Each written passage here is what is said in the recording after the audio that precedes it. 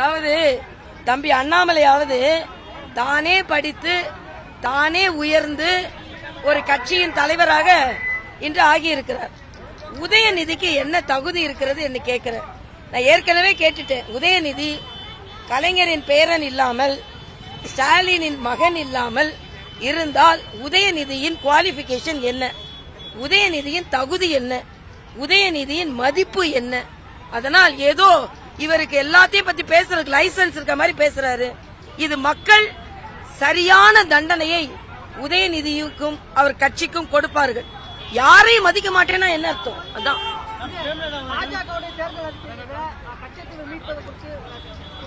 தேர்தல் அறிக்கை வரட்டும்.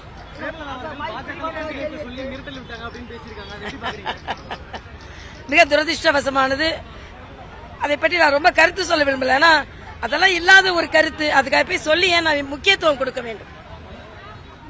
அப்படி செய்ய முடியாது என்று மரியாதைக்குரிய சிதம்பரம் அவர்களின் மனைவி சுப்ரீம் கோர்ட் வாசல்ல வச்சு பேட்டி கொடுத்தாங்க. இது சட்ட ரீதியாக பெறப்பட்ட வெற்றி.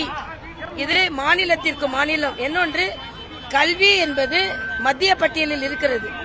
அதை இவர்கள் அப்படி செய்ய முடியாது. அதனால் தவறாக பேசுகிறார்கள், பொய்யை பேசுகிறார்கள். ஏற்கனவே நீட்டை பொய் சொல்லி ஆட்சிக்கு வந்தார்கள். அதே பொய்யை இப்பொழுது சொல்கிறார்கள். மாணவர்கள் எல்லாம் நீட்டு பாதிப்பு கிடையாது என்று, நீட்டினால் நாம் எல்லாம் நிச்சயமாக பலன் அடைகிறோம் என்று மாணவர்களும் இன்று சிந்திக்க ஆரம்பித்து விட்டார்கள். ஆக சட்ட ரீதியாக சிதம்பரம் அவர்களின் மனைவி சொன்னது சரியா தப்பா? சிதம்பரம் கட்சி இன்று தேர்தல் அறிக்கையில் கொடுத்திருப்பது சரியா தப்பா? ஏற்கனவே நீட்டை வைத்து முதல் கையெழுத்து போடுகிறோம் என்று ஏமாற்றிவிட்டு இன்று வீடு வீடாக கையெழுத்து வாங்கிக் கொண்டிருக்கிறார்கள். ஆக மக்களை ஏமாற்றுவதற்கு என்று ஒரு தேர்தல் அறிக்கை தந்தால் அதை மக்கள் ஏற்றுக்கொள்வார்களா? மக்களை ஏமாற்ற வேண்டும் என்பதற்காக மட்டுமே. அதே போல ஏற்கனவே குழந்தைகள் 14 வயது வரை நன்றாக கல்வி கற்றுக் கொண்டிருக்கிறார்கள். புதிய கல்விக் கொள்கை அதைத்தான் சொல்கிறது. உணவோடு உணர்வோடு கல்வி கொடுத்து கொண்டிருக்கிறோம் என்று சொல்லும் பொழுது இன்று 12 வயசு வரை கட்டாய கல்வி கொடுக்கிறோம் என்றால் இவர்கள் என்ன சுதந்திரம் அடைந்த அடுத்த நாளில் இருக்கிறார்களா என்று நமக்கு தெரியவில்லை.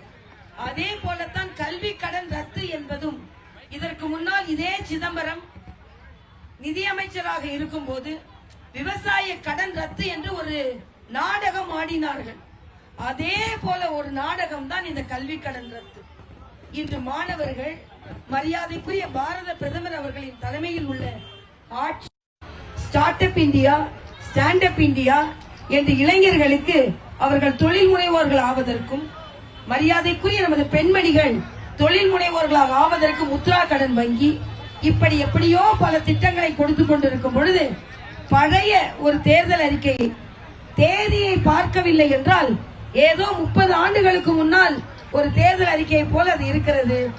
இதுவே காங்கிரஸ் கட்சி மக்களிடமிருந்து விலகி இருக்கிறது. காங்கிரஸ் கட்சிக்கு மக்களை பற்றி சிந்தனையே இல்லை என்று தெரிகிறது. அதனால் நீங்கள் அனைவரும் தாமரை சின்னத்தில் வாக்களித்து இந்த நாடு இன்னும் வளர்ச்சி பாதைக்கு செல்ல வேண்டும் என்பதை வலியுறுத்த வேண்டும் என்று நான் கேட்டுக்கொள்கிறேன். நாம் அனைவரும் கடுமையாக உழைத்து தாமரை சின்னத்திற்கு வாக்குகளை கேட்டு தாமரை நிச்சயமாக தமிழகத்தில் மலர வேண்டும் என்று நாம் எல்லாம் உறுதி பூக்க வேண்டும் என்றும் நான் கேட்டுக்கொள்கிறேன். நன்றி, வணக்கம்.